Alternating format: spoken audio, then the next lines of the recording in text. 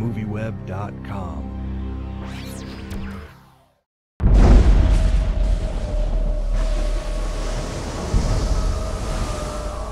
They say you have a monster here. They say your lands are cursed. There have been many brave men who have come. But in the morning, there was nothing left but blood on the floor, and the benches, and the walls. I am Beowulf. What was your reaction the first time you saw the character of Beowulf on screen? My jaw hit the floor. I'd seen pictures of what they were going to create with it. I had to, because I had to move like a 6'6" warrior with an 8-pack, you know, and I'm 50, and I'm 5'10" and a little bit overweight. So I had to see pictures of it, and you know, I had an idea of what my Beowulf was going to be, and then when I saw it, I had no idea. This, the movement in it, the eyes in it, the performance that comes through from all the characters.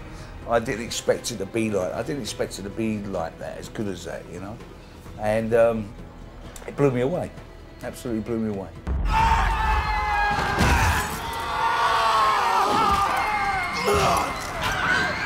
A sword!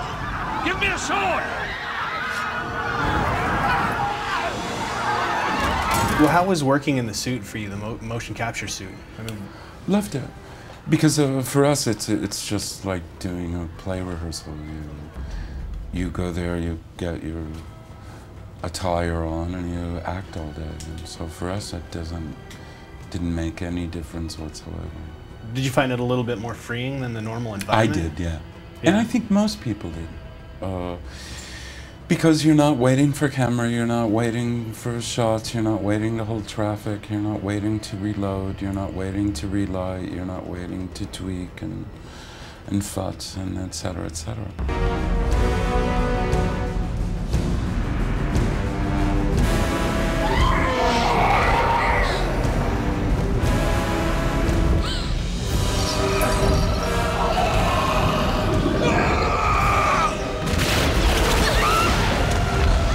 What do you make of the relationship between Queen Withrow and your character?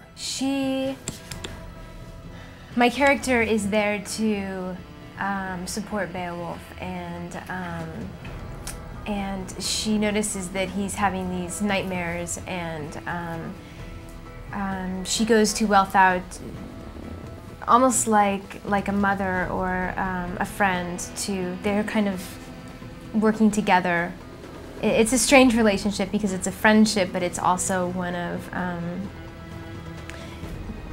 rivalry, because I've taken the place of Wealhtheow, and she's the queen, so it's complicated. I was wrong to doubt you before, and I shall not again. Yours is the blood of courage. I beg your forgiveness. Granted. Take my sword. It belonged to my father's father. It's called Hrunting. A sword is no match for demon magic. And further, I may not return. Your ancestral sword might be lost with me. As long as it is with you, it will never be lost. No, the scene like with Grendel, where Crispin Glover is in there in the dot suit. What Crispin done with Grendel, and I was there, so we all acted with one another. You know, it wasn't one in and one out.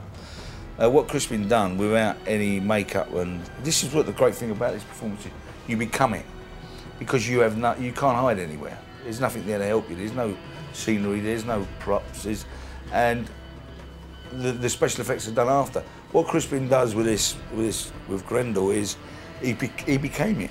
The face, the jaw, the mother, where his voice comes from the shape of his face. He made the shape, you know, the movement and the power. That all came. And then they dress it up after. But you can see him through it.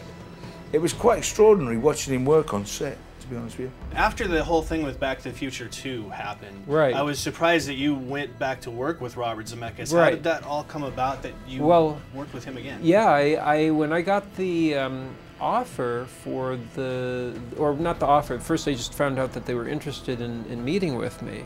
And I did have to think about it, because there had been the lawsuit, which, to explain, was in the sequel to Back to the Future, I was, well, not in it really, although there was a small portion of footage from me in the original film that was interspliced with another actor that they had put in false nose, chin, and cheekbones in order to make them look like me and to fool audiences into believing that I was in the film. And I had a lawsuit about this, and because of my lawsuit, there are rules in the Screen Actors Guild now that make it so producers and directors and actors can't ever do anything like that again. I do think it's structured in a very intelligent fashion, and it leaves it in such a way that it's not dictated to the audience what they need to be thinking, but in such a way that they can leave with a lot of questions, and I certainly have. I'm looking forward to seeing it again, and I hope all my my questions are not answered. I like it when I can view a film multiple times and there's always a mystery, and I feel like the film operates on that level, which is a good thing. Well, did you guys get physical in the fight scenes together? Yeah, you get physical, but then obviously when he becomes a giant, I'm swinging off of things, jumping off of these stairs and onto the back of this machine they built, Grendel, and I'm beating the granny out of this, and then he shrinks and it becomes Crispin acting it, and then I'm punching him, and then it becomes a stuntman who's with a crash helmet on, who I'm beating the granny out of. So, you know, we had all this, we were finding out for ourselves, and even Bob and that were kind of creating things as we were going along. You know, would that work? Would this work? You know, it was, and he was all part of that process.